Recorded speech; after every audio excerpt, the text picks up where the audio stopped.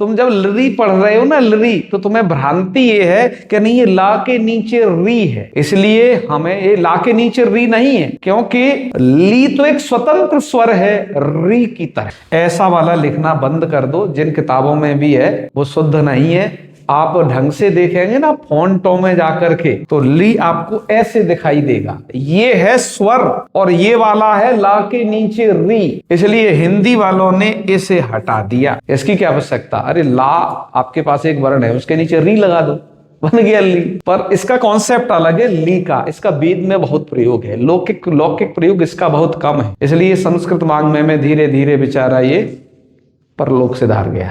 बच्चा इस री में रा है अज भाग, अज भाग माने कोई सा भी एक अच का हिस्सा है, और इस ली में क्या है, ला है और कोई सा भी एक अज भाग। अज भाग हम क्यों कह रहे हैं, उसे हम ये क्यों नहीं कह रहे कि इसमें रा है और ई है तो ये री है, इसमें ला है और ई है तो ये ली है, ऐसा क्यों नहीं अच भाग इसलिए कह रहे हैं।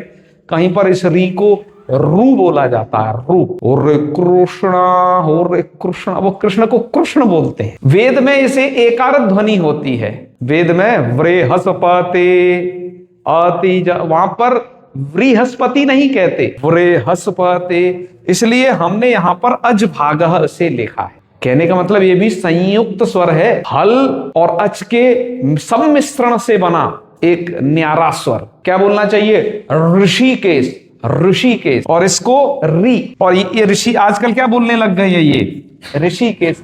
उच्चारण में भेद नहीं रहा उनके, तो उन्होंने ऐसा उच्चारण करने लग गए हैं, तो इसको खत्म कर दिया हिंदी वालों ने, तो कोई जरूरत नहीं, रा पर ई की मात्रा चढ़ा करके काम चला लेंगे। इसका उच्चारण है री, री, इसका है री, री, ये विपरीत है, हाँ, अभ्यंतर प्रयत्न में अंतर है। और इसका उच्चारण कैसे करना है, ली, लरी मत कर देना, उसमें नहीं है। रिलरिक के एक बार भाष्य को देख जाओ, देखोगे तो तुम्हें पता चलेगा लिकार में रेफ अंश है ही नहीं।